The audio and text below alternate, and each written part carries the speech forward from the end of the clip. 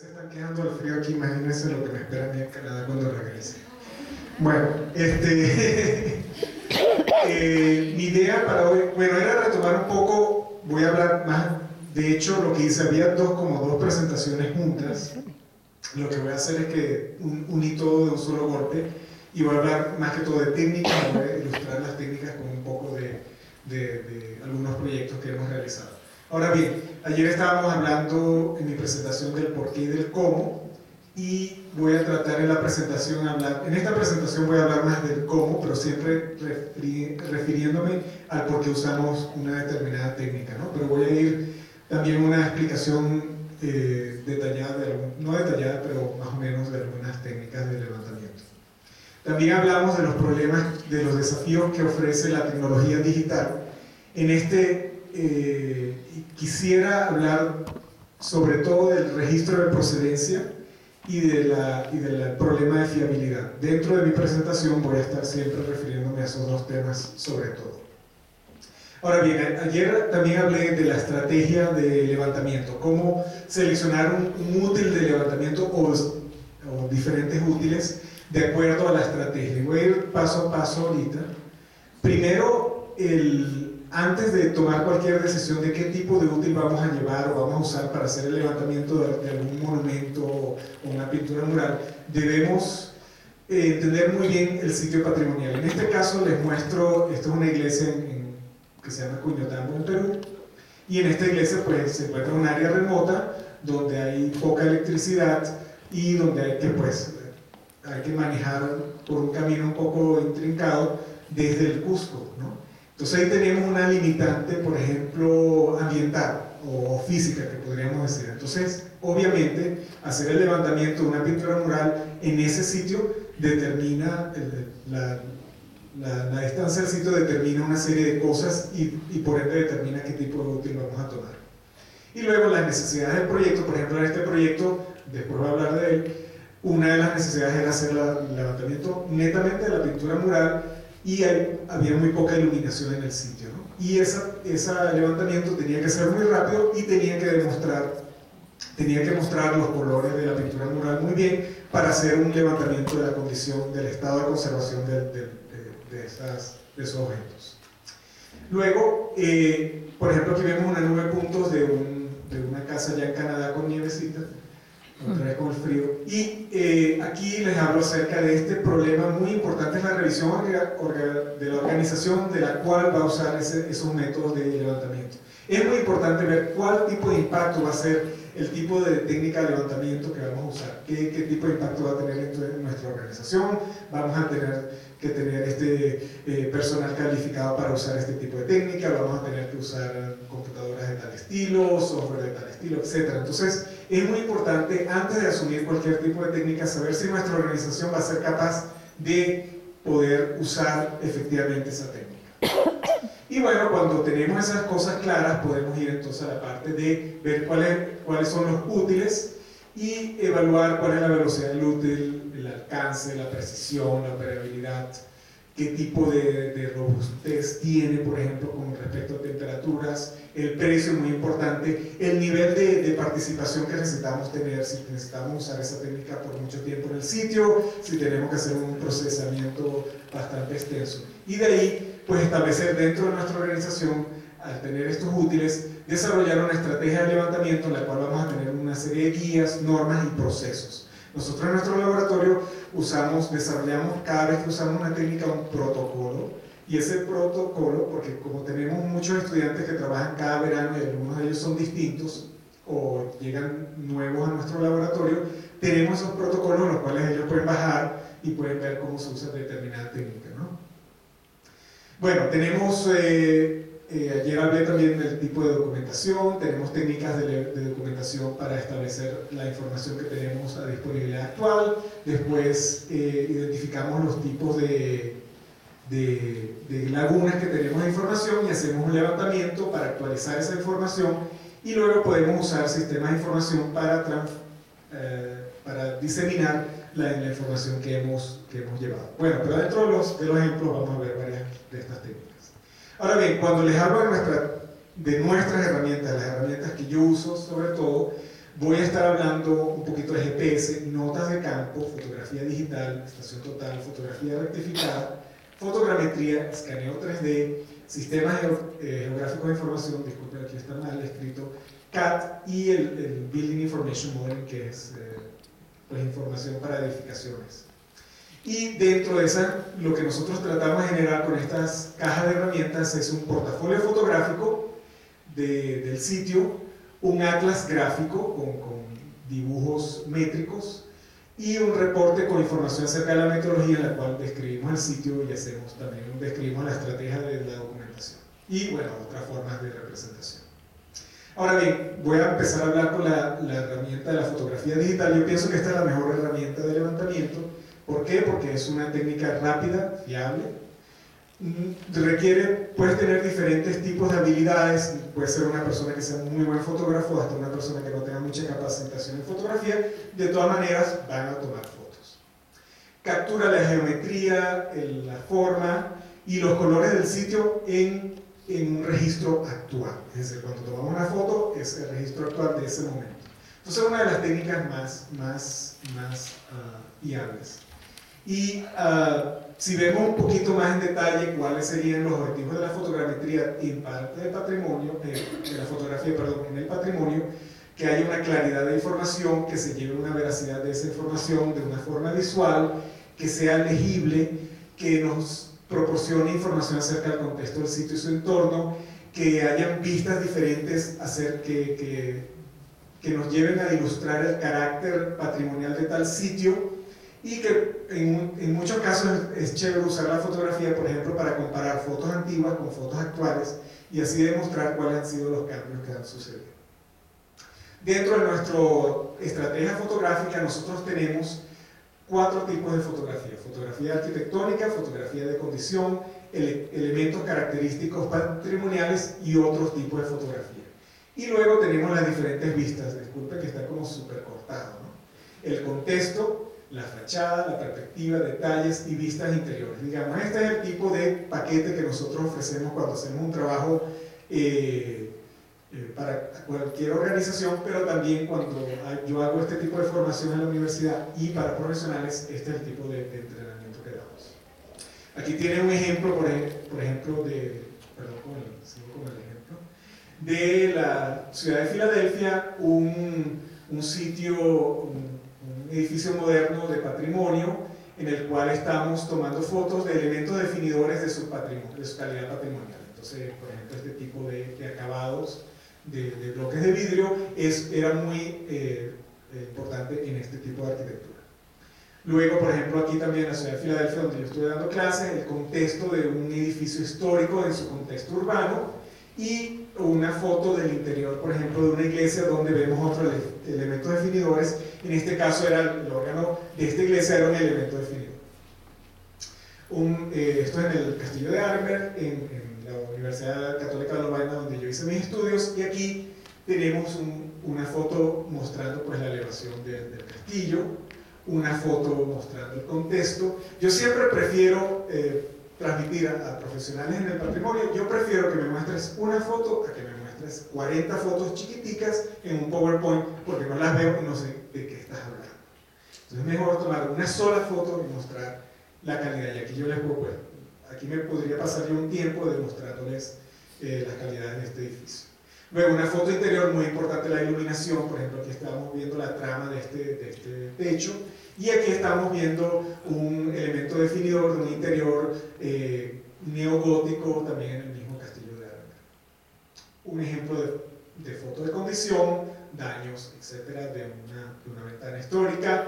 Y por ejemplo, este es el tipo de cosas que nosotros desarrollamos, donde tenemos la fotografía de un elemento característico de esta casa en Ottawa, pero también ubicamos en el plano donde hemos tomado aquella foto, porque entonces así podemos, pues, hacer el reporte ilustrado, podemos demostrar en tiempo futuro, si esto por ejemplo se derrumba, se destruye, qué sé yo, podríamos ubicar donde quedó la foto. Ahora bien, esta es una fotografía panorámica. A mí me encanta la fotografía panorámica. Es una técnica en la cual tomamos un conjunto de imágenes superpuestas y las unimos con un software especializado y hacemos como una vista de 300 grados y una visión como inmersa. Y bueno, yo les voy a mostrar una de mis fotos favoritas. Uy, perdón. Ups.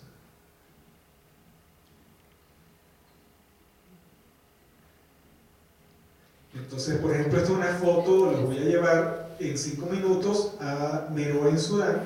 Esto es una foto de las pirámides allá de Meroe.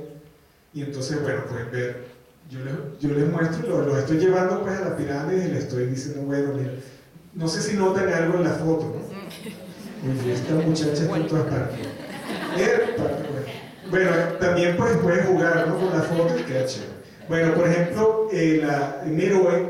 Meroe es un sitio que está dividido por una autopista. Entonces yo les puedo mostrar, mira, aquí está la autopista, etc. Y bueno, puedo seguir hablando desde el contexto, ¿no? O nos podemos acostar a dormir porque hay mucho trabajo, ¿no? Bueno, y de hecho en la fotografía panorámica también, si la tomas con mucho detalle, pues les puedo mostrar los detalles del sitio, ¿no? Y mostrarle algunos de los daños, etc. La fotografía panorámica no es muy costosa y es una técnica bastante simple para ilustrar un objeto, ¿no? Yo, bueno, me gusta mucho, entonces tengo un adaptador especial con el cual puedo minimizar el efecto de lo que se llama el paralaje, no sé si se dice así, ¿no?, de la fotografía. Entonces este adaptador me ayuda a rotar la cámara sobre su eje fotográfico correcto, ¿no?, en este caso. Y después cuando lo hago el software, hay software Hogin, por ejemplo, un software gratuito, hay otro, yo uso el PTGui, que es un software holandés, no es tan costoso, es un software bien chévere, bien activo. Ahora bien, después también usamos, lamentablemente aquí está cortado, pero aquí verían ustedes una serie de fotos con diferente exposición. Luego, toman, por ejemplo, el ojo humano, cuando nosotros vemos hacia afuera, vemos la parte de afuera, pues vemos el contexto de afuera y vemos adentro, ¿no? Porque nuestros ojos tienen ese rango dinámico. Sin embargo, en la fotografía no lo tenemos. Entonces, una foto o te muestra el interior y el exterior es todo como blanco, o ves el exterior y todo lo del interior lo ves oscuro. Entonces, la fotografía de alto rango dinámico te proporciona simular eso que hace el ojo humano.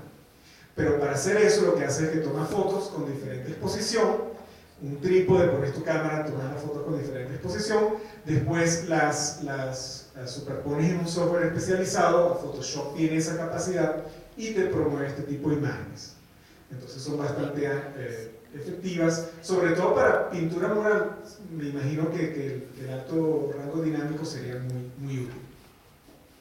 Luego yo tengo un aparatico que se llama el Gigapan, en el cual básicamente es como un robot donde tú pones la cámara y él toma fotos de superposición y te genera una imagen de superpíxeles. Es decir, por ejemplo, esta imagen de este objeto está compuesta de 195 imágenes y esta es su resolución en píxeles, ¿no? Entonces yo puedo hacer un zoom muy extenso, pero una maquinita cuesta como $1000 y el software es medio, como decimos en Venezuela, medio chimo, no tan bueno, ¿no?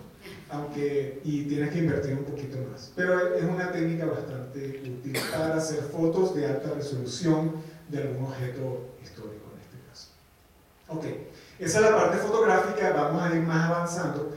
También podemos tomar fotos y reducir su distorsión óptica y ponerlas un poquito planas y dibujar sobre ellas, vectorizarlas. Eso se llama la fotografía rectificada. Es una técnica muy barata, muy simple de hacer. Creo que Werner la usa mucho, me estaba diciendo. Sin embargo, la foto rectificada no se puede usar, por ejemplo, en Angkor Wat, ¿no?, porque tenemos unas superficies muy irregulares. Nada más funciona con superficies relativamente regulares, las cuales podemos rectificar con líneas rojas, líneas horizontales o verticales que establecemos en la edificación, o con puntos de control medidos con una estación total o con otro equipo. Por ejemplo, si yo voy a hacer una foto rectificada de esta fachada que tiene diferentes cuerpos y diferentes planos, tendría que tomar 7 fotografías y a cada fotografía debería yo hacerle como 6 puntos de control para poderla rectificar ópticamente con claridad. Y luego obtendría este tipo de foto rectificada, pero es una foto rectificada compuesta por 7 diferentes fotos que he rectificado cada una de ellas, para que estén también en su proyección adecuada. Es decir, la foto rectificada es muy barata y es relativamente útil, muy útil, pero tiene obviamente sus limitantes. Aquí en este ejemplo de unos estudiantes míos en Ottawa, ellos hicieron un levantamiento como una estación total del corte de la iglesia y luego cada vitral lo rectificaron. Bastante chévere. Otro trabajo, un techo histórico de madera en otra ciudad, en otra casa allá en Ottawa, y aquí también se hizo la rectificación usando un mosaico, tomamos muchos puntos de control sobre el plafón y después rectificamos, y sobre la rectificación se hizo la vectorización del objeto. Bastante útil, digamos, esto es un trabajo de, digamos, como un día y medio de trabajo. Pero el avance de la fotogrametría es la ciencia, o digamos una técnica que ha estado a la disposición de nosotros desde el siglo XIX, sin embargo en los últimos años se ha desarrollado muchísimo más por el simple hecho de que la gente que hace juegos de computación de repente les interesó la fotogrametría, han ido desarrollando paulatinamente unos algoritmos que automatizan la manera en que una secuencia de fotos puede ubicarse geométricamente. Nosotros en el comité de CIPA, que yo les decía que yo era presidente, tenemos una cosa que llamamos la regla 3x3 para tomar fotografía. No se las voy a leer todas, pero en estas reglas las pueden bajar de nuestra página web, y en esas reglas le da cómo tomar fotos para fotogrametría. Bastante simple. La primera regla tiene que ver, por ejemplo, con el control, es decir, hacer unas diferentes escalas, medir unas diferentes escalas de dimensión de la edificación histórica para poder llevar las fotos a escala y orientación. Luego hacer una cobertura estéreo, quiere decir que vamos a tomar una secuencia de fotos generales alrededor de la edificación, y luego esa cobertura estéreo vamos a hacer una cobertura de detalle estéreo, es decir, vamos a tomar más fotos del objeto con superposición, y al tener ese archivo de fotos podemos hacer fotogrametría. Luego tenemos, por ejemplo, en la segunda regla, se trata más que todo de dar información acerca de las propiedades de la cámara que usamos, de calibrar, por ejemplo, la parte geométrica de la foto, aunque esto no se aplica tanto, disculpen, aquí hay un errorcito, y también hablar acerca del tipo de exposición que se usó para la cámara. Sobre todo nosotros recomendamos tener una cámara digital, pero también un trípode, porque cuando ponemos la cámara en un trípode y no la tenemos con el pulso, yo tengo hoy no tengo muy buen pulso porque ayer me tomé un par de whisky con una prima, entonces obviamente usaría el trípode, ¿no? Entonces pones tu cámara en el trípode y al ponerla en el trípode, pues puedes exponer la foto por más tiempo, el sensor por más tiempo, y al exponer el sensor a más tiempo con la luz, las fotos van a ser más nítidas, una cosa de matemática 1 más 1, 2. Y la tercera regla quiere decir que además de tomar las fotos, debes hacer un registro de la ubicación y de tu cobertura de la imagen que has hecho. Debes registrar la metadata de la foto, quién tomó la foto, el nombre del sitio, la fecha, el tiempo, qué tipo de cámara, un informe de calibración si eres más avanzado, la descripción del lugar, etc. Y después debes archivarla. Muy importante. Entonces, si uno sigue las reglas 3x3, son bastante útiles para hacer un registro fotográfico de una edificación que después puede servir para la fotogrametría. Este es el Structure for Motion, es un tipo de fotogrametría que ha ido avanzando en los últimos 4 años. Y básicamente es que tomamos una secuencia de fotos superpuestas de esta manera, como oblicuas, del objeto. Luego el software automáticamente va a detectar puntos comunes en las distintas fotos y va a generar lo que llamamos un depth map, un mapa de profundidad. Y dentro de ese mapa de profundidad va a crear una nube de puntos, de colores, y ahí pues tenemos el modelo tridimensional. La parte, nosotros lo usamos mucho en arquitectura de tierra porque tenemos mucha irregularidad y los algoritmos son más capaces de buscar y conseguir puntos comunes.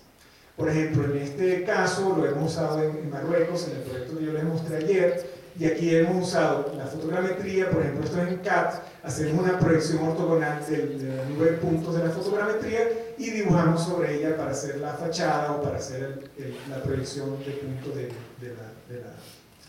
de la sección. En este caso también podemos hacer un modelo tridimensional con la fotogrametría. Por ejemplo, este es un cuarto que teníamos muy poco acceso porque había mucha basura y mucho excremento, entonces obviamente uno no quería pasarse ahí ni un segundo haciendo el levantamiento.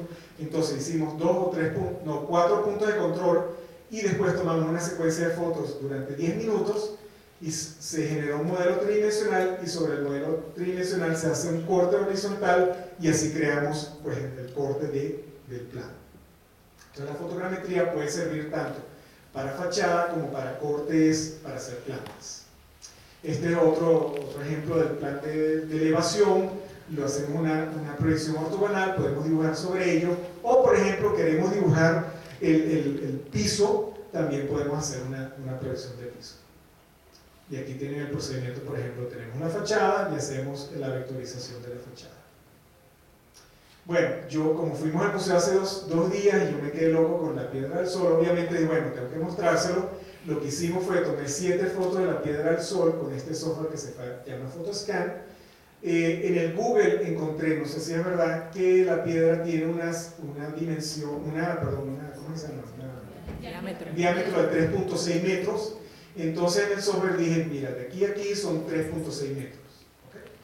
El software genera primero una nube de puntos automática, después hace una malla triangular sobre esa nube de puntos y luego sobre la malla triangular genera una textura. De este tipo de textura o de la nube de puntos densa podemos generar pues una visión ortogonal, ¿no? Bastante simple. Ahora bien, aquí se ve muy lindo, chévere, pero obviamente si nos vamos a un zoom, si yo hago zoom, la resolución van a ver que es mucho menor y obviamente pues no está perfecta. Entonces en este caso yo tomé con mi cámara chiquitica. Si yo agarro una cámara con mucho más resolución, pues obviamente la nube de puntos va a ser mucho más densa y vamos a tener mayor calidad. En este caso, como yo no me podía montar, bueno, yo quería, como la señora que nos está dando el tour, yo estaba viendo a ver si ella se volteaba, yo me iba a montar en una piedra y tomar una foto muy arriba, pero de repente me iban a botar al día siguiente. Entonces, no lo hice, ¿no? Pero si tuviera unos andamios o una escalerita, podría pues tomar la foto de la parte superior y también cubrir esta parte que me quedó aquí vacía. Claro, bueno, la fotogrametría es una técnica muy hábil, muy buena, diría yo. Pero también, por ejemplo, nosotros usamos mucho las notas de campo, el levantamiento a mano, pero no nada más ir allá y hacer un par de triangulaciones y hacer nuestro planito, no. La idea es hacer, por ejemplo, una nota de campo en la cual tenemos una leyenda de información, hacemos un sketch del sitio, tomamos puntos de triangulación del objeto y eso lo podemos guardar y lo podemos usar posteriormente para hacer el levantamiento. O podemos transferir esto a CAD también. Pero las notas de campo, yo siempre cuando hacemos levantamiento de mano, trabajando con personas, siempre hacemos este tipo de metodología. Y el HAPS que yo le mostré ayer de los Estados Unidos tiene una guía bastante simple de cómo hacer notas de campo estructuradas. En las notas de campo obviamente también podemos hacer alzado, podemos hacer corte de escalera, siempre llevando informaciones pertinentes y haciendo nuestra leyendita donde decimos quién hizo la nota de campo, qué tipo de instrumentos usó, cuándo lo hizo, y en la nota de campo yo siempre le pido a nuestros estudiantes que ubiquen dónde hicieron la nota de campo. Otro sistema importante es los sistemas de procesamiento global y de navegación. Como dije, yo uso estos sistemas básicamente para establecer la localización de un sitio o para definir los límites. Tenemos 3 tipos de técnicas de navegación. Tenemos los GPS de navegación simple que usamos en nuestros automóviles. Luego tenemos un segundo nivel, esto viene de English Heritage, estableció estas 3 caracteres. Tenemos uno de grado de medición mediana. Este aparato tiene un sistema geográfico de información en el cual directamente cuando estamos coleccionando puntos podemos integrarlos al sistema de información y tenerlos pues directamente allí. Luego tenemos el otro tipo de sistemas de GPS, el grado de levantamiento detallado. El grado de levantamiento detallado necesitamos dos tipos de equipos. Un equipo que llamamos base, lo colocamos en un punto de conocido topográfico, y después usamos el rover para tomar fotos, para tomar los puntos. Y claro, la captación de satélites, ahora tenemos 4 diferentes tipos de satélites. Tenemos el sistema GPS de los Estados Unidos, tenemos GLONASS de Rusia, tenemos PEIDO PEIDO de China. Sí, cuando ellos me dijeron el nombre yo me morí de la risa. PEIDO de China. Hay otro sistema hindú que no me acuerdo, no sé cómo se llama el sistema hindú, debe ser cómico también. Y bueno, tenemos ahora sistemas de navegación que pueden captar estos diferentes sistemas y hacer una triangulación mucho mejor del punto. Pero para obtener grado de levantamiento detallado necesitamos puntos de referencia. También tenemos correcciones. Por ejemplo, en Europa está el sistema EGNOS, que es un sistema de antenas terrestres que emiten una señal, y estos sistemas GPS pueden captar este sistema y corregir su precisión a niveles de centímetros. Ahora bien, como yo dije, para mí me parece más interesante trabajar en usar el GPS para hacer sistemas macros, en los cuales necesitamos establecer, por ejemplo, los límites del sitio y su zona tampón. Este es el ejemplo que yo les mostré ayer de Petra. Aquí, por ejemplo, nosotros nos dieron estas líneas, estos vértices con coordenadas. Nosotros los llevamos un GPS, fuimos al sitio y vimos dónde caían esos puntos. Y nos dimos cuenta que muchos de esos puntos carecían de lógica. Entonces, en una investigación que hizo una estudiante mía de maestría, Georgia, ella hizo, por ejemplo, estos son los puntos que nosotros ubicamos, y luego ella hizo, por ejemplo, 3 propuestas por ejemplo, en esta propuesta, muy poco aumentar el tipo de límites de Petra, en esta aumentarlo bastante, y en esta pues superponer las dos opciones. El gobierno de Jordania fue por esta, porque si hubiésemos hecho esta y se lo hubiésemos propuesto al Comité de Patrimonio Mundial, Petra hubiese tenido que ser repostulada, y es un proceso bastante grande. Entonces se hizo un compromiso donde se ubicaron unos sitios arqueológicos los cuales no estaban anteriormente en la parte limítrofe. Pero entonces aquí pueden ver que, por ejemplo, el GPS fue una técnica bastante simple, bastante buena, para poder establecer los límites de la zona. La estación total es uno de mis instrumentos favoritos. Es un instrumento que emite un láser o un rayo infrarrojo y calcula la distancia de donde está ubicada a otro punto. Está equipada de ángulo horizontal y ángulo vertical. Si ustedes se recuerdan de su trigonometría, con eso podemos calcular una coordenada tridimensional X, Y, Z. La estación total es un instrumento de medición de selección, en el cual el usuario selecciona. Por ejemplo, yo quiero medir esa escalera, yo voy por ejemplo, medir 10 puntos, los voy a conectar y así genero la escalera. Es decir, tomo una decisión.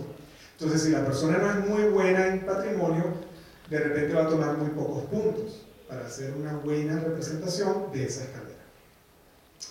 Ahora bien, podemos agarrar con la estación total. En este caso hicimos la planta, de la planta de corte de este acceso vertical, pero después con fotogrametría tomamos fotos del piso, hicimos la proyección, llevamos con la estación total el piso, que también es parte histórica de este acceso vertical, y luego hicimos las bóvedas. Aquí pueden ver la colección, el uso combinado de estación total con fotogrametría, bastante útil. Ahora, el escaneo 3D, hemos hablado mucho. El escaneo 3D es una técnica, no es de selección, es una técnica en la cual yo coloco el equipo y él escanea, y me hace una nube de puntos muy densa o muy simple. Es un equipo que hace un muestreo de superficie. Esa es la gran diferencia con una estación total y con otros equipos.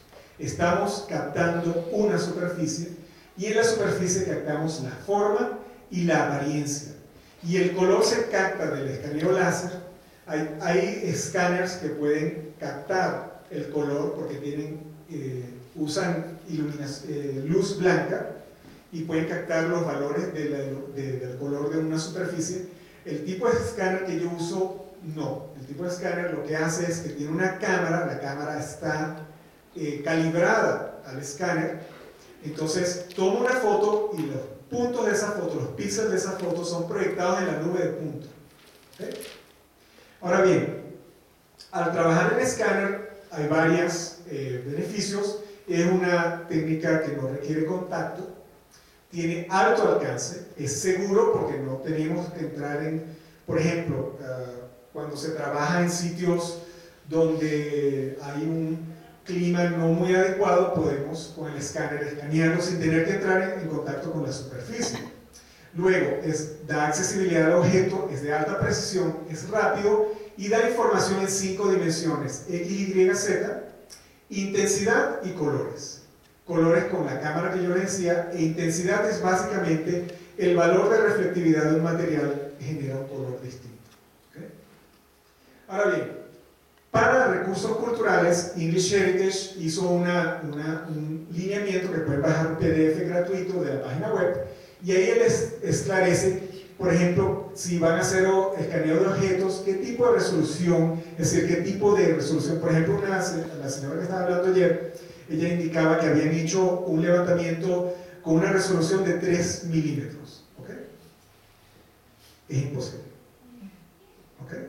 ¿Por qué? Porque el escáner tiene una resolución, tiene una precisión de 6 milímetros. Cuando yo mido 3 milímetros, quiere decir que todos esos 3 milímetros tienen una precisión de 6 milímetros. Entonces es un poco como distinto, ¿no? Pero yo estoy muy seguro que la persona que hizo el escaneo para ese proyecto específico no aclaró ese punto. Entonces es muy importante hablar acerca de la precisión. Claro, ustedes me van a decir, ¿ustedes necesitan una precisión de 3 milímetros? ¿Ah? No. Ahora bien, cuando hablamos de edificaciones, dice qué tipo de resolución. Entonces, si van a English Heritage, se van a este documento, ya está esclarecido cuál tipo de resolución es buena para qué tipo de aplicación. Y se ha hecho una investigación de 5 años hecha por English Heritage y varias universidades en Inglaterra. Ahora bien, producto del escáner, obviamente podemos hacer una malla tridimensional. Este es un proyecto que hicimos en Egipto hace muchos años, en el cual escaneamos la estatua de Ramses, que iba a ser movida de la plaza donde se hizo la revolución ahorita en Egipto al Museo Egipcio Nuevo, y ahí se escaneó, se hizo esta malla tridimensional. De la malla tridimensional se hicieron pues las cuestiones con las cuales lo iban a llevar. Entonces fue bastante interesante usar el escáner. Luego, podemos hacer el escáner, escanear en esta casa, hacer una proyección ortogonal del escaneo y podemos hacer un trazo con vectores del sitio. Es decir, podemos también generar cosas de 2 dimensiones. Sin embargo, trabajar con un escáner, digamos en promedio, un día de escaneo son 5 a 10 días de procesamiento. Es importante tener esto claro. Con técnicas de escaneo, por ejemplo, en esto fue una iglesia que escaneamos en Bélgica, fueron 2 días y medio de escaneo de la bóveda. Luego la bóveda se hizo una malla tridimensional. La malla tridimensional se cortó a cada 10 centímetros y luego con un software estructural se vio la integridad de cada bóveda, ¿no? Por ejemplo, esta sería, digamos, el corte perfecto que debería tener la bóveda, y este es el corte actual de la bóveda. Entonces podemos evaluar la desviación. En este caso, la precisión requerida era de centímetros. Entonces el escáner es bastante bueno. Ahora bien, si los señores ingenieros estructurales me hubiesen dicho que necesitaban milímetros, no hubiésemos usado el escáner. Ahora bien, el escáner no es perfecto, obviamente. Y me da mucha pena que no puedan ver la parte derecha.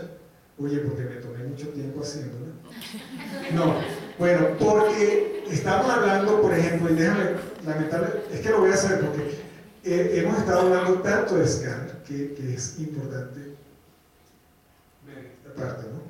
Por ejemplo, ok, iluminación fuerte solar puede afectar un escáner. Los escáneres de este tipo que usamos nosotros son afectados poco, porque son escáneres que proyectan láser, pero hay escáneres que proyectan ondas magnéticas, no ondas sí, ondas magnéticas, y esos son más afectados por la fuente solar. Luego, el escáner se rota automáticamente, la vibración y la distorsión por el movimiento puede dañar la nube de puntos. Por ejemplo, si ponemos el escáner en un andamio, no nos va a resultar en nada bueno. Tenemos errores metodológicos, obviamente, como yo les hablaba de los whiskies de ayer, errores metodológicos pueden suceder, o las superficies reflectivas, por ejemplo, los espejos, el agua, no pueden ser escaneados. Y la temperatura -5 en Canadá, el escáner lo guardamos hasta marzo. ¿Okay? De hecho, yo voy a escanear el lunes y creo que ese va a ser nuestro último día de escaneo por el año. Entonces, problemas con el escáner, obviamente, estábamos escaneando esto el domingo pasado, muchos autobuses pasan, gente pasa, loquitos pasan ofreciéndote de todo, y claro, tú los captas con el escáner, entonces tienes ruido, hay que entonces sacar ese ruido del escáner. Y luego tenemos áreas faltantes, porque lo que no ve el escáner no escanea. Entonces, ¿qué pasa con los techos? Y tenemos sombras, y por ejemplo escaneamos sobre, aquí teníamos como una especie de baranda, la baranda se ve proyectada obviamente en la fachada, entonces deberíamos haber hecho, hacemos un escaneo por aquí, nos traemos el escáner para acá y escaneamos. Es decir, hay que hacer mucho movimiento con el escáner para poder captar todo el objeto. Es importante saberlo porque las posiciones del escáner son bastante importantes, ¿no? Okay. Bueno, de repente lo vamos a mantener así. Lo que pasa es que no sé cómo debe pasar de página. No, mejor no. Sí, no avanza si no lo... Bueno. Aquí, bueno, vamos a hablar entonces de esas son las partes de las técnicas consolidadas, llamadas consolidadas, son técnicas que ya están en bastante desarrollo. Les voy a hablar de Cuñotambo y después me voy a ir a las técnicas emergentes. Cuñotambo, una iglesia, como les dije, que quedaba ubicada bastante remoto. En este proyecto se hizo el levantamiento, lo primero que se hizo fue un atlas de daño. Esto lo hizo una investigadora de la Fundación Getty con una de nuestros estudiantes. Hicieron básicamente establecieron todo el tipo de daños y luego hicieron un glosario ilustrado de los diferentes daños y ubicaron, por ejemplo, si uno tenía una duda acerca de un daño, cuando lo iba a identificar, podías ir a este marco ilustrado y podías decir, mira, aquí hay un ejemplo de este tipo de daño. Entonces vas allí a la iglesia y ves, ok, este es el daño, ok. Entonces voy de vuelta donde yo estoy haciendo la medición de daño y lo puedo ubicar bien. Hicimos, por ejemplo, esta es la foto ortográfica de la fotogrametría que tomamos, y en esta foto ortográfica hicimos página tamaño carta, en tamaño carta, en escala 1:50, creo, no me acuerdo bien, hicimos formularios. Entonces se dividió cada parte de la fachada, de los diferentes alzados, y en esos diferentes alzados teníamos el glosario técnico. Entonces, por ejemplo, la persona marcaba, voy a identificar grietas, y entonces después venía a marcar las grietas. Tratamos de usar una tableta con AutoCAD, y un muchacho usó la tableta y otro estudiante usó este método impreso con láminas transparentes, y mira, nos fuimos a las láminas transparentes, porque la tableta nos tomaba como 200 años y las láminas transparentes nos tomaban muy poco. Obviamente, cuando regresamos a Canadá tuvimos que digitalizar todas las plantas, pero en el sitio prevaleció la parte manual a la parte automática. Bueno, no automática. Este es, para ir rápido en la presentación, esta es la foto ortográfica que se hizo con la fotogrametría, como yo les mostré anteriormente, cómo se hace. Y aquí pueden ver netamente toda la identificación de daños en diferentes capas. Esto lo están usando actualmente para la definición del proceso de restauración o de conservación o de rehabilitación. No me quiero meter en Werners, en el terreno de Werner. Ok, ese fue el proyecto de Cuñotambo. ¿Cuál fue el tipo de tiempo que usamos? Usamos 4 días de levantamiento fotográfico. Usamos una estación total por 4 horas para hacer puntos de control de toda la obra. El procesamiento tomó alrededor de 5 días. a establecer el glosario. Es decir, fue un proyecto de más o menos un mes para tener el producto de levantamiento. Luego regresamos al Perú. Durante 8 días se hizo el levantamiento de la parte de daños patológicos. Yo tenía 3 estudiantes por mi parte: Claudia, que es de la Getty, Clemencia, que es una conservadora de pintura mural, y 2 personas del gobierno de Perú. Entonces éramos un equipo más o menos como de 7 personas y lo logramos hacer en 8 días de levantamiento, y luego tomó alrededor de un mes digitalizar todo y producir este tipo de plan. Entonces le estoy hablando de un proyecto de 2 meses y medio. El mes de procesamiento tomó 12 estudiantes.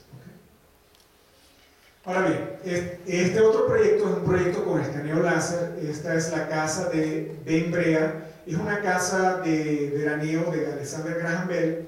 Alexander Graham Bell vivió en Canadá primero, luego se mudó a los Estados Unidos, y en esta casa, pues, cuando él fue a Ben Brea, que es un pueblo que queda allá en Nueva Escocia, se recordó mucho de su tierra natal de Escocia y decidió comprar esa área. Entonces esta casa se construyó, una casa con ventilación cruzada, tiene una serie de técnicas energéticas bastante, para su época, muy útiles. En este caso preferimos usar el escáner porque lo teníamos a disposición. Hicimos 100 escaneos en 2 semanas. En el tipo de proyecto escaneamos la topografía inmediata del sitio y escaneamos toda la casa. Fueron alrededor de 10 días, tiempo completo de escaneo. Aquí ven un producto de uno de los escaneos de uno de los pisos. También usamos un pequeño dron para tomar fotos del techo, para hacer un modelo tridimensional del techo. Para hacer, por ejemplo, el ingeniero que contrató este proyecto nos pidió que hiciéramos varias secciones transversales para él entender cuál era la estructura de la edificación, porque era muy compleja, es una casa bastante compleja. Esta es la nube de punto proyectada ortogonalmente, y esta es la sección transversal dibujada a través de esta nube de punto bastante densa. Por eso les digo que fue un proyecto un poco largo. Luego hicimos un modelo BIM simplificado. Este modelo BIM se ha llevado a hacer 2 tipos de simulación: una simulación energética y una simulación estructural de la parte de la chimenea, que es la parte más crítica de la casa. La nube de puntos es una nube de puntos muy densa, se puede transferir al software Revit, por ejemplo, y del software Revit podemos hacer este modelaje. En este ejemplo, este es un ejemplo de otros compañeros del Parlamento canadiense. En este caso, esta es la nube de punto densa del escáner. A base de la nube de punto hacemos un modelo tridimensional de esta tipología específica de neogótica de esta ventana. Al tener esa ventana, podemos guardarla como una especie de biblioteca de ventanas neogóticas, y podemos agarrar la misma ventana en otra nube de puntos y tratar de agarrar esa ventana y ver si la ventana pasa por la nube de puntos. Entonces, digamos que lo potencial de este tipo de tecnología del Building Information Modeling es este caso de hacer una biblioteca de elementos históricos en los cuales podemos ver si en la realidad tiene las dimensiones correctas, ¿no? Este es el ejemplo, por ejemplo, de la serie de elementos paramétricos. Por ejemplo, aquí ven una serie de, ¿cómo se llama?, de cómo se construye la ventana, ¿no? Obviamente en su parte geométrica. Este tipo de construcción geométrica la podemos adaptar a la familia, a los parámetros paramétricos del BIM. Entonces, BIM podría ser efectivamente una técnica interesante para ese tipo de elementos paramétricos.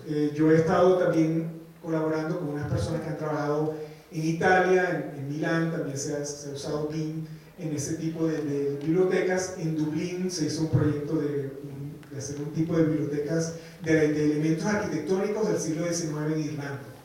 Entonces, es interesante, pienso yo, en la parte de investigación. Obviamente, el BIM es una técnica muy rudimentaria todavía, porque fue desarrollado obviamente para edificaciones muy regulares, para el patrimonio nada es regular, ¿no? Pero es una técnica que estamos en investigación fuerte. Ahora bien, vamos a hacer un poquito de fusión de técnicas. Esta es una edificación en la cual tomamos alrededor de 100 fotos en Quebec.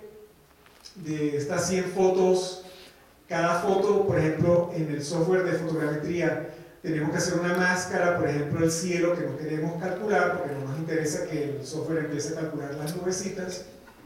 Y luego, perdón, aquí no se ve muy bien. Ay.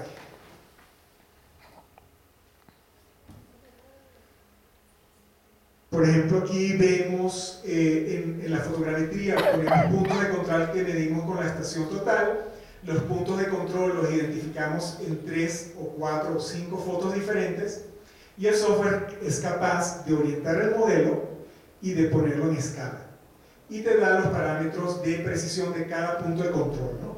Entonces, como les dije, si ayer yo no me hubiese ido de rumba, obviamente los puntos de control hubiesen sido más precisos y la precisión sería mejor, ¿no? Vamos a ver entonces, perdón, ¿cómo estoy de tiempo? Bien. ¿Sí? Ok, porque me faltan como 200 diapositivas. No, mentira. Bueno, y entonces, obviamente, la topografía del sitio no la podíamos captar rápidamente con la fotogrametría terrestre desde una cámara, entonces usamos este pequeño dron. El dron este es el DJI Phantom, cuesta $1.500. Tiene una cámara muy rudimentaria, pero pudimos hacer el mismo procesamiento fotogramétrico, hicimos unos puntos de control. Yo tengo un amigo, él es muy cómico, Cristian. Entonces, los puntos de control, él agarró harina blanca, hizo unas crucecitas así con harina, y eso lo medimos con la estación total, y eso era nuestro punto de control en la topografía, ¿no? Sí, pero la esposa creo que lo llamó y se quejó que no había harina en la casa. Ahora bien, entonces, tenemos la edificación, esta es la edificación en fotogrametría, y esta es la topografía con el dron. ¿Okay? Entonces, aquí tenemos la fusión de levantamiento terrestre con levantamiento aéreo. Y luego estuvimos trabajando también con un escáner. Disculpen que la resolución del escáner es muy pequeña, pero es porque cuando estaba haciendo la presentación el escáner era muy denso y tuve que reducir la cuestión. Pero con el escáner captamos toda esta área topográfica. Esta área topográfica no nos dio tiempo con el escáner, lo hicimos con el dron. El techo no lo hicimos, lo hemos podido hacer con el dron. Y luego también con el escáner hicimos el edificio, hicimos con la fotogrametría, y aquí está la comparación con los 9 puntos de la fotogrametría y los 9 puntos del escáner. Es decir, podemos fusionar diferentes técnicas bastante interesantes. Esta es un área de investigación en la cual nosotros estamos trabajando mucho. Ahora bien, vámonos a tipos de sistemas de información. Tenemos alrededor de 4 tipos diferentes de sistemas de información. Tenemos uno que se llama bases de datos localizadas, es decir, tenemos una base de datos Access en nuestro ordenador, en nuestra computadora, es un sistema localizado, o por ejemplo, sistemas físicos, un plano impreso, un PDF, o por ejemplo, un dossier, una carpeta con información. Ese es un sistema de información físico con poca interacción. Los sistemas de base de datos localizadas tienen un poco más de interacción, pero no podemos intercambiar. Luego tenemos sistemas geográficos de información, donde tenemos una plataforma de mapa cartográfica en la cual colocamos información bastante buena. Tenemos ahora Building Information Modeling, modelos tridimensionales de edificaciones en los cuales podemos poner información acerca del tipo de material que se usa en una mampostería, etc. Luego tenemos los sistemas como Google Earth o Google Maps, en los cuales tenemos cartografía, anexo con información también. Y luego tenemos los sistemas híbridos. Y yo les voy a hablar de un sistema híbrido que se llama ARCHES. ARCHES es un sistema desarrollado por el Instituto de Conservación de la Getty. En este momento ya lo pueden bajar, es un software abierto, el cual uno puede bajar, adaptarlo a sus necesidades y usarlo para inventarios de patrimonio. Ahora bien, está en la versión 2, la versión 3 va a salir en enero, a finales de enero. Si ustedes quieren probarlo, esperen hasta enero, porque la versión 3 promete ser muy interesante. Y lo puede hacer cualquier organización cultural gratuitamente.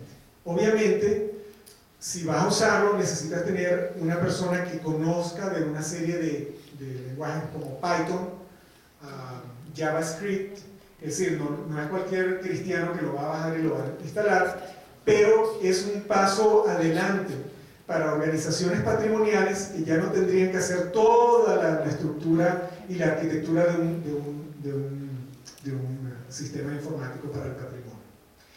De acuerdo a la Getty, David Myers, un colega mío, está basado en estándares, es accesible, personalizable y económico. La parte de estándares quiere decir que está basado en los estándares del CDOC, que es el Comité de Documentación del ICOM, que usa este International Core Data Standards for Architectural and Archaeological Heritage. Es un estándar bastante básico que da nomenclatura a los diferentes tópicos en un sistema de información. La versión 3 promete tener este tipo de ayudas en las cuales yo voy a poder establecer toda mi topología y toda mi estructura, todo como el esqueleto de los tópicos de patrimonio que voy a tener.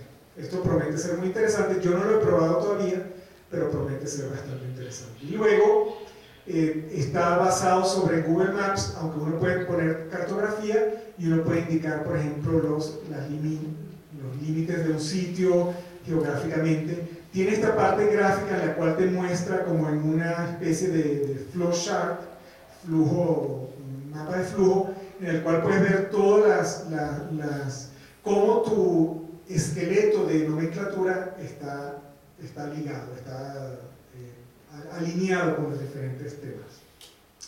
Hay otros sistemas, también está por ejemplo la página de Patrimonio Mundial, en la cual yo colaboré por muchos años. También es un sistema híbrido. Si uno va a la página de Patrimonio Mundial, uno puede tocar y puede conseguir la información relevante acerca de ese sitio. También SCI-ARC, que es una organización, una fundación privada, la cual puede ser muy cuestionable, pero está usando un sistema geográfico de información para proveer nubes de puntos tridimensionales de una escala. Son sistemas emergentes. Ahora bien, nosotros en Canadá hemos usado Arches ya, y de hecho tenemos, por ejemplo, este es para ver si puedo, no se ve muy bien, pero por ejemplo aquí está Arches, y digamos, yo podría añadir un recurso, por ejemplo un recurso arquitectónico, le puedo dar el nombre o puedo ubicarlo añadiendo un punto, y este punto puedo decir, bueno, este es el centro, por ejemplo, este es el centro del sitio, y luego puedo añadir alguna descripción, puedo añadir dirección del sitio, puedo añadir aquí qué tipo de administración pertenece a este sitio, puedo añadirle, por ejemplo, una referencia catastral, ¿ok? Y bueno, no me voy a ir tanto porque me podría pasar aquí todo el día. También podría colocarle, déjame irme de vuelta, pero esta es la versión 2, no es la versión 3. ¿Okay? Nosotros lo bajamos, se instaló en un servidor y lo hemos estado usando con los estudiantes. Y bueno, promete ser un sistema bastante útil para cualquier tipo de organización porque está diseñado para el patrimonio y va a tener esa arquitectura libre en la cual uno va a poder modificar. Entonces me parece bastante interesante que lo observen cualquiera de ustedes que quieran trabajar en inventarios.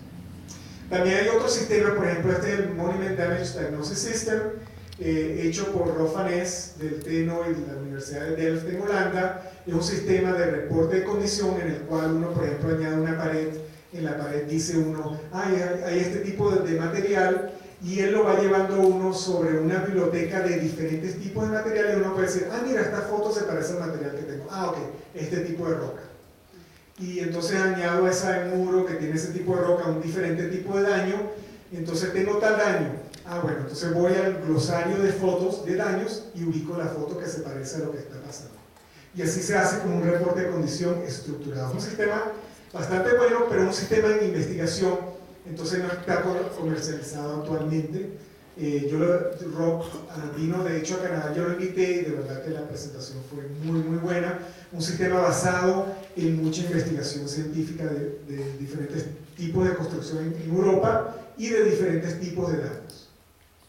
Bueno, ustedes usan Facebook, ¿verdad? Bueno, me imagino algunos de ustedes, yo lo uso un poquito.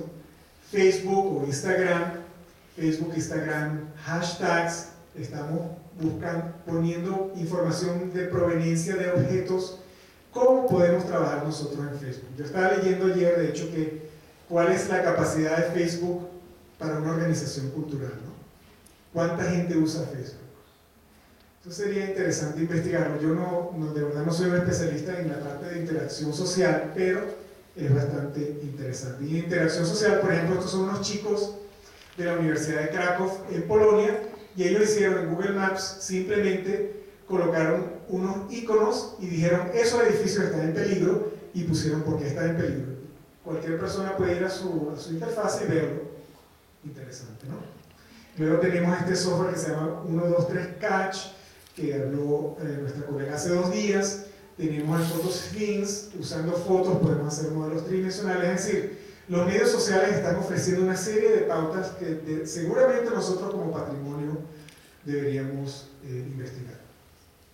Otro tipo de proyecto, este es un proyecto de Autodesk en el cual nosotros hemos colaborado, se llama Proyecto Dasher, en el cual se hizo el levantamiento de un edificio histórico en Toronto, se le colocó sensores a cada oficina, a cada persona, y este señor Ranting, que es de Autodesk, él puede ver, por ejemplo, si Valerie prendió la computadora esta mañana a las 8 y entonces se puso a trabajar bastante y puso la luz a full y entonces está gastando demasiada energía comparado con otra persona en la oficina, ¿no? ¿Para qué hacen eso? Bueno, pero digamos, este tipo de cosas es interesante de añadir, ¿no?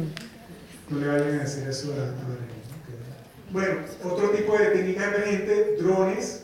Con un dron podemos tomar fotos de un paisaje cultural, en este caso en Canadá. El paisaje cultural lo hacemos en fotogrametría y después lo podemos imprimir en 3D, ¿no? El proceso 1, 2, 3. Estos son 2 estudiantes, uno de maestría y uno de doctorado en nuestro laboratorio. Uno hizo el escáner, uno hizo el dron con piezas, el otro hizo una impresora 3D y se lo unieron. Hicieron esto, bien interesante. Esta es la investigación de James, es otro de nuestros estudiantes de doctorado. Es un ejemplo bastante interesante. ¿Hay algún escultor aquí? Uy, menos mal. Okay. Bueno, te voy a explicar lo que pasa aquí. Esta es una pieza del Parlamento canadiense, bastante dañada. James fue con el gobierno canadiense, lo escanearon, hicieron esta impresión 3D con un robot. Esto es una especie de cartón, ¿no? Cartón piedra. Entonces esto es todo dañado. Después vino el escultor responsable del sitio y lo reparó con una especie de plastilina, de pasta, ¿no? Se escaneó otra vez y se imprimió usando un robot que lo cortó en piedra calcárea. Y bueno, y dejaron como por ejemplo 1 centímetro más o menos de espesura. Después vino el escultor, yo no tengo una foto de esa parte, vino el escultor y lo terminó, ¿no? Como que se lo hubiese hecho todo. No, mentira. De hecho, eso es lo que hace ese tipo de escultores. El escultor tiene una serie de obreros que son los que hacen la piedra, la talla, y después va y lo mejora la talla. Entonces, es una investigación bastante interesante. Todos los escultores del Parlamento están en contra de nosotros en este momento. No todos ellos, hay algunos que están a favor. De hecho, James presentó esto en una conferencia y un ingeniero, no sé, se levantó, lo insultó, dijo que los dejara tranquilos y se fue. Y no se dan cuenta que es una investigación científica. Lo que nosotros estamos tratando de ver cuál es el potencial de los robots para este tipo de trabajo, ¿no? No es que vamos a reemplazar a ningún escultor. De hecho, el robot se tardó 330 horas en cortar la piedra. Y un escultor nos contó que él se tarda mucho menos. Entonces, bueno, una cosa por la otra. Y además, el robot tiene una serie de ejes de corte, entonces se aprendió muchísimo qué tipo de ejes de corte debe tener, qué tipo de software se debe usar para hacer el corte. Es decir, una investigación en curso, no es que vamos a retrasar en nada. Y bueno, por último, este es Jorge Otero Pairos, de la Universidad de Columbia. Él habla del tratar de medir la suciedad. A él le encanta la suciedad, no sé por qué. Y Carlos, Jorge, que es español, él se fue para Venecia y dijo, pero bueno, señores, ¿por qué están removiendo la patina de este muro si es tan lindo? Entonces, obviamente, yo le dije, bueno, de vuelta para Nueva York, ¿no? Entonces, él agarró el látex, ¿no? Látex. Con látex, él remueve la patina, coloca la patina. Esto es una exhibición que hizo él en Venecia, bastante interesante. Aquí tienes la superficie limpia y aquí tienes el látex con la patina. Entonces, digamos, esta es una parte. A mí, yo le dije a Jorge, oye, pero Jorge, vamos a hacerlo con el escáner y tal, estamos todavía hablando. Pero bastante interesante eso vamos. Y él decía, por ejemplo, muy interesante una charla que él dio, si tienen oportunidad de invitarlo, de verdad, es una persona bien interesante. Él dijo, él está trabajando en la casa de Philip Johnson en Nueva York, cerca de Nueva York, y él dice, por ejemplo, que por qué van a remover las manchas de cigarro, si Philip Johnson era un fumador. Y eso pertenece al valor de la casa. Entonces él creó unos potes con perfume de las diferentes épocas de la casa. Entonces tiene una de pachulí, esa así como de intensa de los años 50 de perfume, ¿no? Y después tienes una de cómo olía el vinil de la madera, ¿no? Al principio, y después tienes la del fumador. Es bien interesante porque, claro, él dice la sensación del olfato también es uno de los valores artísticos patrimoniales. Aunque él siempre está en contra de todo, pero a mí me cae muy bien. ¿No? Interesante. Digamos cómo podríamos hacer esto. Bueno, para terminar, digo otra vez un ejemplo de un reporte gráfico. Yo les voy a dejar la presentación para aquellos en el INA, para la gente que está interesada. Por ejemplo, esto es una especie de checklist de cosas que debemos tener en un archivo de documentación. Y bueno, con eso, algunas conclusiones. La buena definición de los productos debe prevalecer sobre el uso de las tecnologías, el por qué procede al cómo. Revisa la capacidad de tu organización antes de invertir en técnicas de digitalización, porque si no te va a pasar mucha. Abordar los problemas de integridad de datos y zonas no visibles es importante porque no lo podemos medir todo. Entonces, debemos aclarecer que hay ciertas áreas que no podemos medir por un hecho, por otro hecho, pero debemos identificarlas. Y debemos abordar la cuestión de niveles de resolución. El nivel de detalle requerido debe ser el concepto definidor para obtener los resultados fiables que sean útiles en su trabajo de conservación. La persona que les diga a ustedes que las tecnologías digitales no tienen escala es un mentiroso de porquería. La escala es algo importante y es lo que prevalece en el momento de la conservación. Y la escala va a determinar el tiempo de procesamiento que se necesita de una determinada técnica y de hecho el precio para hacer dicha levantamiento. Entonces es importante tenerlo claro. Y bueno, muchas gracias entonces.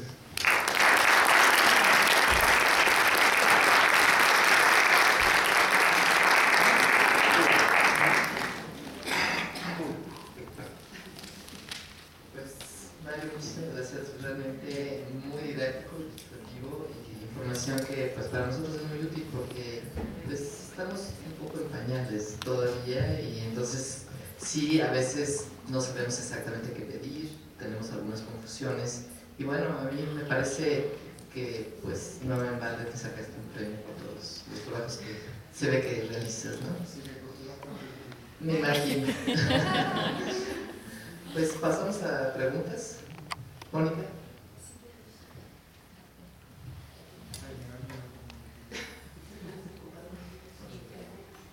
No le dé la mano.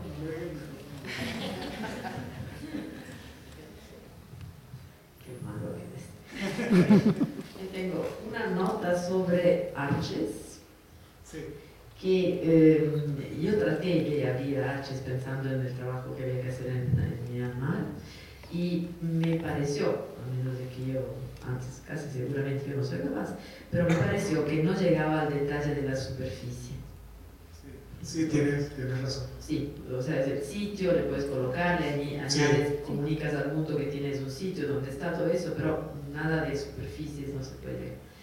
Y sé que el Getty le ha contratado al arqueólogo que se ha ocupado del database del Colano y que se ha ocupado mucho de cómo transferir toda la información de las superficies también en el database general, para hacerle usar Arches en Tunisia para mosaicos y ver si funcionaba. Y él me dijo que no le parecía que estaba muy adecuado. Quería saber por qué no lo habías nominado a MEDA. Sí, es MEDA, lo que nos hicieron ver en Myanmar. Ah, Mega. Y sí, es una curiosidad mía, sí, Geocache, que no sé si lo conocen, es un sistema divertente que mis hijos me enseñaron, que tú en cualquier parte del mundo le buscas con este Geocache y te dice que hay escondido un tesoro en un lugar y te da los puntos, tú vas y buscas y en un hueco de la pared o en algo encuentras una cajita donde puedes dejar tu nombre, si quieres dejas un regalo para algún niño que viene, eso es una cosa simpaticísima. Pero que en el patrimonio podría ser muy simpático porque lo que hacen de bueno que te ponen una ficha al lado donde te dicen, suponte, iglesia del siglo tal, adentro hay esto y esto otro. Entonces, del juego de chicos y de jóvenes de buscar el tesoro, tienes toda una parte cultural que es muy bonita. Oye, muchas gracias por tu pregunta, tus aclaraciones. ¿Alguna otra pregunta? No, mentira. No, digamos que vamos a aclarar Arche. Arche no sé, bueno, yo no soy desarrollador de Arche, ni estoy en el equipo, ni me están dando platica, ¿no? Pero digamos que Arches es básicamente para inventarios de recursos culturales a una escala, digamos, macro-meso, ¿ok? No es para micro, definitivamente. Ha ido evolucionando y yo estuve en la presentación que ellos hicieron en el ICOMOS en Florencia y vi cómo funcionaba la versión 3 y me pareció muy interesante porque ahora tienen como una especie de interfase muy simple para que una persona pueda modificar. Por ejemplo, en vez de decir window, dice ventana. Entonces tú puedes gráficamente, simplemente en tablet, puedes modificar toda el esqueleto de los diferentes tópicos. Eso me pareció muy interesante. Entonces, por ejemplo, para Bacán es interesante porque estamos trabajando al nivel meso, pero no sería para nada interesante en el nivel micro. Yo creo que sí podría... No va a llegar a eso. No creo, porque ellos lo que han identificado es el problema de inventarios, ¿okay? De inventarios a nivel meso y macro. Y yo no mostré Mega porque digamos que Mega es como el abuelito, ¿no? de Arches. Sí. Entonces Mega tenía un sistema de monitoreo muy bueno para Jordania y en la versión 3, al parecer, por lo que yo pude observar, ellos han integrado el sistema de monitoreo. Pero Mega llega un poco más al detalle. Sí, exactamente, pero Mega, yo pienso que Arches lo que va a ser útil para organizaciones culturales es que ya tú tienes como la arquitectura digital, ya la tienes resuelta de alguna manera y tienes como ya una serie de aspectos culturales que van a servir a la organización. Pero ahora bien, la inversión a futuro de una organización de adoptar Arches es significativa porque deben tener una persona que te sepa hablar Python, JavaScript, este tipo de lenguajes, una persona que pueda pues programar encima de Arches, porque eso es lo bueno, que tú puedes programar encima de Arches y puedes expanderlo, ¿okay? Pero esa parte inicial que le costaba mucho a las organizaciones culturales ya está resuelta. Eso es lo que me parece interesante. Ahora, Geocache yo no lo he usado, pero he oído que es muy interesante, podría ser una técnica muy interesante. Hay muchos sistemas emergentes geográficos que yo no he mostrado que están. Hay uno también que se llama History Pins, creo, también que uno puede como captar mapas y colocarlos históricamente. Es decir, las redes sociales están previendo muchos tipos de respuesta. Ahora, ¿cómo la vamos a adoptar? No sé, a mí me parece esta parte muy interesante de investigación, pero claro, yo estoy más hacia el área de escaneo láser y de fotogrametría y de cómo fusionar técnicas, ¿no? Pero bueno.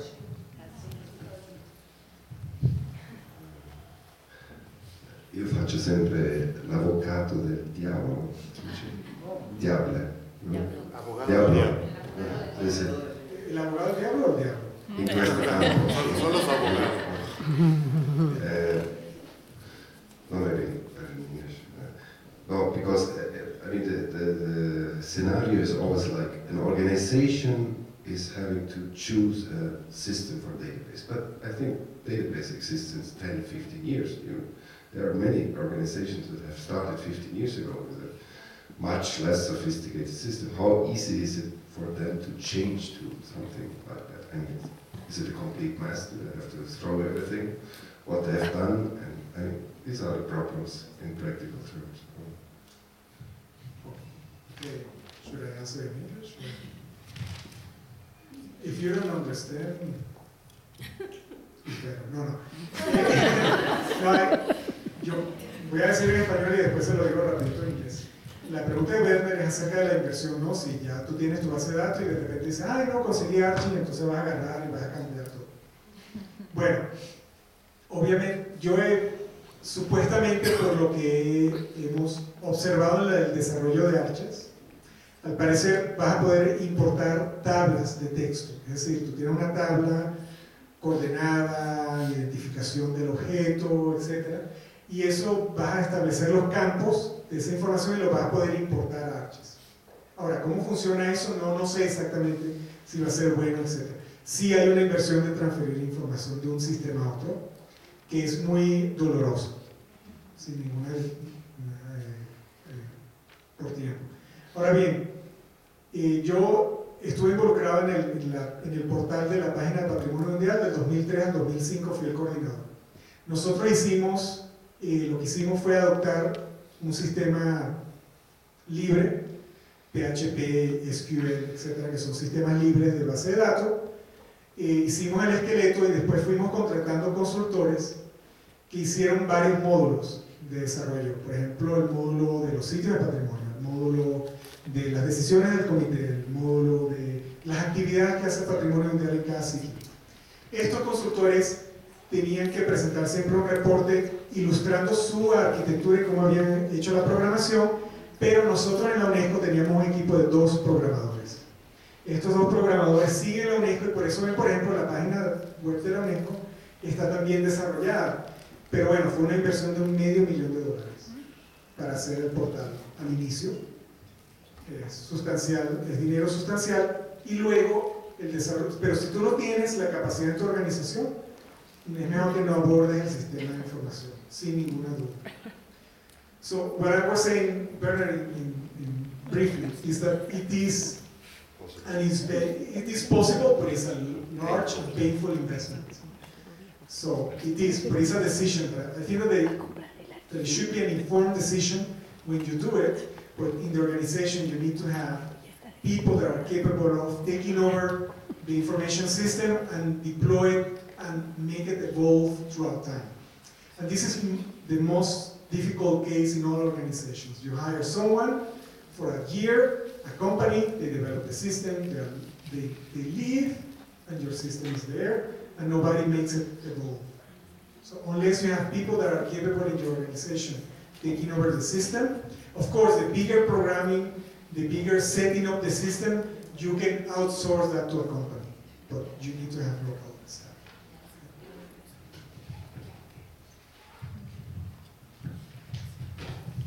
Yo tengo 3 preguntitas. Una, la primera y más técnica y chiquita era nada más. ¿A qué te refieres con robustez cuando hablas de robustez en los equipos?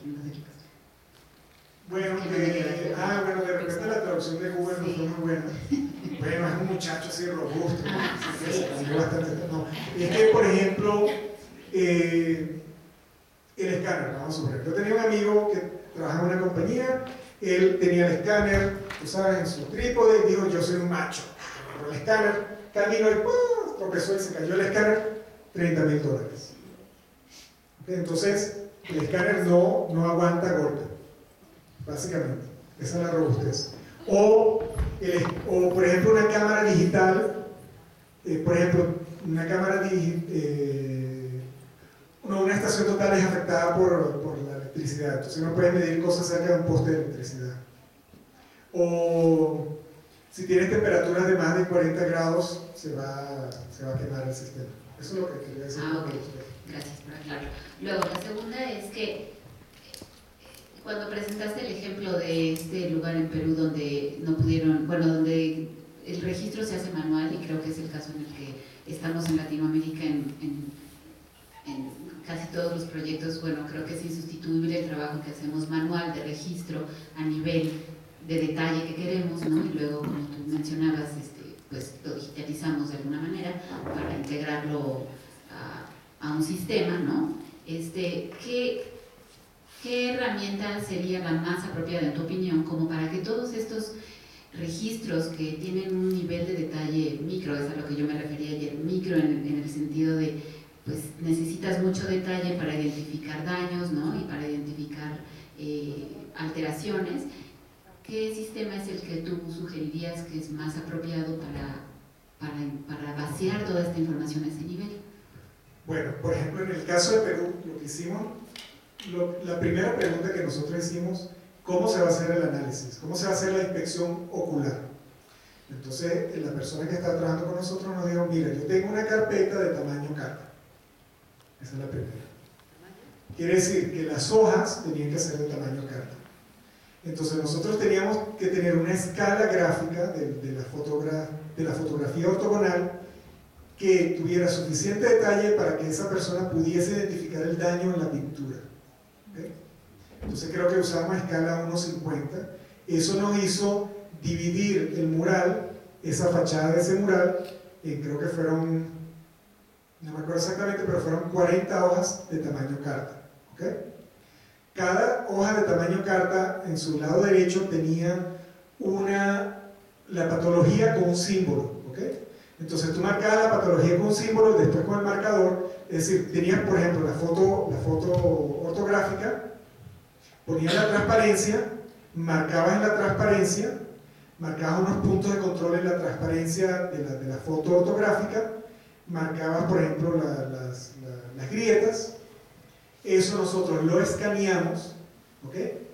Lo llevamos a escala AutoCAD, lo trazamos en AutoCAD en su posición correcta. ¿Okay? Y eso se hizo con todas las patologías. Entonces, sí, a lo que me refiero es que hacemos esto. O sea, eso es lo que hacemos nosotros, ¿no? Pero claro, una vez que lo hacemos, ¿cómo lo transferimos o a qué sistema? No, nosotros usamos, no, por ejemplo, entonces nosotros le preguntamos a la persona, al conservador, qué tipo de software usaba. Y ella nos dijo, bueno, AutoCAD ni de broma, PDF. Entonces nosotros hicimos todo en AutoCAD con diferentes capas. Cada daño tiene una diferente capa y tiene la capa de la foto ortográfica, ¿no? Y entonces, en PDF, cada capa tú puedes activarla o desactivarla. Entonces eso fue lo que, al final, lo que le dimos a nosotros a ella fue un portafolio de todas las hojas en PDF, cada hoja pues con sus daños. Porque eso es lo que ella quería, ¿no? Tal vez si ella hubiese dicho, no, mira, yo soy muy buena en sistemas geográficos de información, hubiésemos hecho todo en sistemas geográficos de información con diferentes capas. Entonces, lo que prevalece en la actividad es el conservador, no el que hace el levantamiento. Eso es lo que yo quiero decir. Ahora bien, ¿cómo tú puedes archivar eso mejor? ¿Cómo puedes hacer eso estructuralmente? Obviamente el sistema geográfico de información debería ser una de las útiles mejores, ¿no? Sí, no, a eso quería llegar realmente, o sea, que llegan ya teniendo todo en AutoCAD, ¿qué sistema o qué software es el que tú utilizas de un GIS, ¿no? Que es el más útil, o sea, porque creo que mostraste el de Holanda, que me parece que es uno de los mejores que tú todavía decías que está en... No, el MD10 es un sistema muy bueno, pero no es muy gráfico, ¿no? Entonces, por ejemplo, tú dices piso 1, ¿okay? Piso 1. Piso 1 tengo 4 cuartos. Cuarto 1 tiene 5 paredes. Pared 1 está hecha de piedra, de mampostería de piedra con, no sé, con cables, qué sé yo. Esta tiene daño, entonces la piedra tiene este daño, daño y daño. Entonces al final él te genera un reporte donde te dice piso 1, cuarto 2, tales materiales de construcción, tales daños. Pero no es gráfico, no está conectado al sistema geográfico de información. Esa era mi duda, si podías conectar a ese nivel de detalle que tienes ya en AutoCAD a un sistema de información. Sí, pero el sistema MD10 está en desarrollo, es decir, un sistema que yo se lo presento porque me parece estructuralmente muy bueno para una persona que trabaja en conservación, porque todos los tópicos y todo el esqueleto está identificado, los tipos de materiales de construcción y los tipos de daños. Y también puedes añadir una serie de sensores, pero esa parte no la conozco muy bien. Ahora bien, MD10, como dije, no está libre, no es comercial. Entonces, Bueno, ya mi última pregunta nada más era cómo Sí. integrabas, una vez que ya hiciste, por ejemplo, el escaneo, ¿cómo integras un registro manual que ya tienes a lo mejor escaneado, digitalizado y convertido en AutoCAD? ¿Cómo integras eso a toda la información de un escaneo, o sea, en la práctica, y cómo lo puedes utilizar conjuntamente? Bueno, antiguamente el escáner, digamos, cuando tú generabas una nube de puntos 3D del escáner, tenías que comprar un software especializado para manejar la nube de puntos. Ahora no. El software especializado te ayuda a acoplar todas las diferentes nubes de puntos y crear un modelo singular del objeto. Eso tú lo exportas a un formato XYZ de color. Y eso lo puedes leer con AutoCAD, lo puedes leer con este software. Hay un software aquí que se llama Cloud Compare. Cloud Compare. Y Cloud Compare es gratuito totalmente. Y entonces con Cloud Compare puedes, por ejemplo, leer la piedra, ¿no? Por ejemplo. Pero bueno, aquí pueden ver, tú ves que la resolución desaparece. Pero por ejemplo el de Cloud Compare lo puedes exportar a otro formato y lo puedes leer en AutoCAD. Y lo puedes poner en AutoCAD en una parte ortogonal y dibujar sobre ella, y puedes tener tu dibujo, digamos, que hayas hecho a mano, lo llevas a escala AutoCAD y lo puedes superponer a la nube de puntos. Entonces, ¿pero por qué sucedió esto? Es porque AutoCAD finalmente se dio cuenta, Autodesk, oye, que el escáner se está usando más y más. Entonces ellos agarraron y han invertido muchísimo en hacer que AutoCAD sea más eficiente. Y me dijeron que la versión 2015 puede leer nubes de puntos mucho más densas. ¿Okay? Pero eso lo vas a ver en todos los softwares. SketchUp y otro software, y yo creo que, bueno, no sé, Archicad, otro software CAD, no sé si tienen esa capacidad, pero vas a ver que eso va a aparecer poco a poco. Sobre todo por la nube de puntos de escaneo y por la nube de puntos de fotogrametría. Yo tengo una pregunta así, creo que es muy fácil. ¿Cómo se llamaba este grupo social donde los jóvenes están en los mapas localizando estos sitios que están en peligro, amenazados? Ah, tú dices en Krakow, en Polonia. ¿Era en Polonia? Ajá. Sí, bueno, yo no conozco también, me gustó mucho. Yo lo vi hace 2 años ese proyecto y me pareció chéverísimo. Pero ellos lo que hicieron, en una escuela de arquitectura, ellos establecieron una serie de criterios. Y entonces esos criterios, cuando estaban en la ciudad, decían, ah, mira, tal edificio, bueno, tenía una cosa comiquísima que decía, ay, mira, están poniendo un prostíbulo ahora ahí en ese edificio histórico, entonces lo ponen en la página web, es cómico. Pero, digamos, ellos establecieron sus cosas. Nosotros, en el proyecto de Petra que yo presenté ayer, establecimos un sistema geográfico de información en el cual los jóvenes iban y tenían como el formulario ilustrado y decían, ah, tenemos tales tipos de riesgo, y los identificaban, pero también teníamos, por ejemplo, una página donde ellos podían hacer un sketch, identificar los tipos de riesgo, y eso lo escaneamos y lo colocamos en el sistema de información. Entonces, si tú tocabas en el punto del sistema de información, te mostraba el sketch y te mostraba la foto. Ajá. ¿Y cómo se llama entonces este grupo en Polonia? No, ¿O en- yo no sé, te lo puedo buscar, no me acuerdo exactamente, pero es la escuela de arquitectura de Krakow, creo, de alguna de las universidades, y lo hicieron, lo presentaron en una conferencia de e-commerce y de verdad me gustó mucho. Ok, gracias.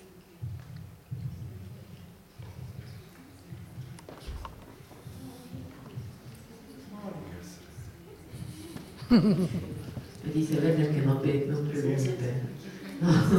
No es una pregunta, yo lo que decía, tú hablaste del grupo de policías que tenían el cuarto con todos los computers viejos, ¿no? ¿No sería el caso de que, no sé, tu universidad o lo que sea, que se haga eso para todo lo que se ha hecho en la conservación? Me decía Werner que toda la documentación de la Capilla Sistina no se puede abrir prácticamente. Bueno, nosotros tenemos una colaboración con la biblioteca de Carleton de la universidad, y la biblioteca son archivistas. Entonces, uno de los proyectos potenciales es cómo agarrar la data que nosotros tenemos del laboratorio y transferirla a la biblioteca. No, De pero una son manera que datos fuese- modernos. Sí, nuestros datos modernos. Ahora bien, Lo viejo. yo le decía ayer que, por ejemplo, el Instituto de Investigación Canadiense hizo muchísimo levantamiento de objetos culturales por toda Europa. la última persona está por jubilarse, todo eso se va a perder, toda esa data. Entonces nosotros estamos tratando de obtener la data con permiso del director del instituto para llevarla a la biblioteca y ponerla y poderla leer. Pero claro, hay formatos de transferencia, ¿no? Por ejemplo, en la 9 puntos hay un formato de transferencia en la cual tú puedes exportarlo a ese formato de transferencia, y ese formato de transferencia sería lesible por muchos más años, según los estándares digitales que están siendo sometidos. Pero, para serte sinceros, es una discusión muy fuerte. Sí, es un punto muy importante. ¿Qué va a pasar con la información? ¿Cómo se va a poder archivar? ¿Y cómo se va a poder analizar? ¿Qué está pasando con lo que ya se hizo? Sí, la verdad. Por lo menos recuperar lo que se ha hecho y pensar en los nuevos sistemas ya con este clic adentro, ¿no? Oye, pero eso de la Capilla Sistina, de repente deberías decir, si sabemos quiénes son, hablamos con ellos, ¿no? Debe ser como simpático. But this is real digital garbage, okay? Because it was one of the first experience of digital documentation in the history. Yes, but I conservation, I think, I don't remember the system. It can be only displayed in the system. I mean, with a monitor that looks like a TV from the 1950s, and you see it today. No, but I'm sure where... And the only thing they thought was to transfer it to AutoCAD, but it would be to re-click everything, you know. There's no way of somehow migrating the data. You have to redraw them, basically. No, but I think Werner, then again, that's an institutional limitation rather than a technical. Because institutional limitation, because I'm sure that there will be tons of programmers who will be interested in looking at the architecture, at the digital architecture of the data, and see how they can translate it into something new. And it will be possible. I'm 100% sure that already 100 experts have looked into that, because it's really something important, you know. I don't think that's it. Yes, but you know, I am available tomorrow. I'm leaving. I had a contact with one of the guys. We came to ICRO once for our meetings. The one who was in charge of documentation during the restoration project. I can give you I can go to your home and stay with you. You like it.